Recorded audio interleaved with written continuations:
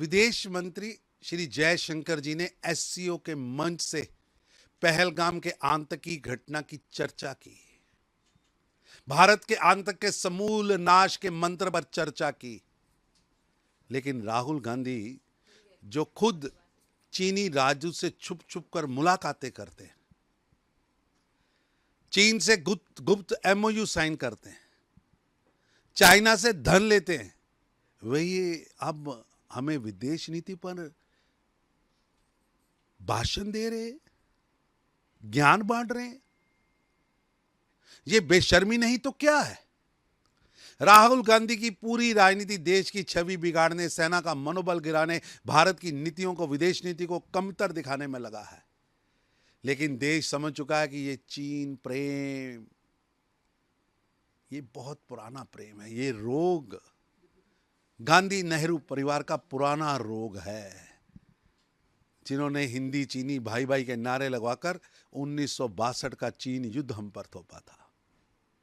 प्रधानमंत्री मोदी के नेतृत्व में भारत आज ग्लोबल स्टेज पर, चाहे कोई देश हो, कोई महाद्वीप हो, वो भारत को सम्मानित कर रहा है। भारत की विदेश नीति अब आत्मविश्वास और स्वाभिमान से भरी हुई राष्ट्रीय स्वाभिमान का प्रतीक बन चुकी है। कांग्रेस के वक्त भारत की छवि मौन और कमजोर नेतृत्व वाली थी। आज वही भारत मजबूती से अपनी बात कहता है, दुनिया सुनती है और दुनिया उस पर चलती है।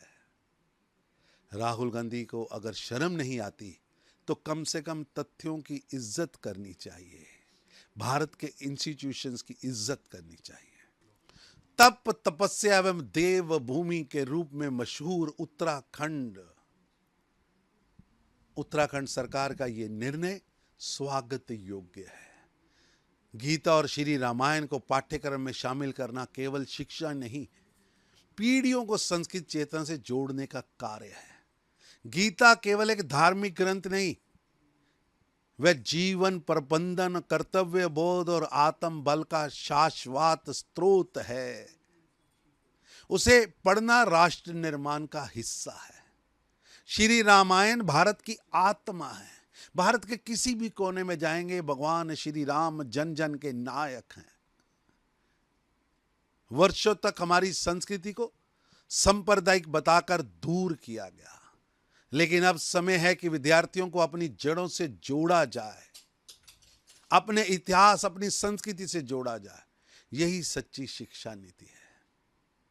प्रधानमंत्री मोदी के भारत के गौरवशाली अतीत को वर्तमान से जोड़ो, इस मंत्र को उत्तराखंड की सरकार ने जमीन पर उतारने का साहसिक कदम उठाया है और ये स्वागत योग्य है।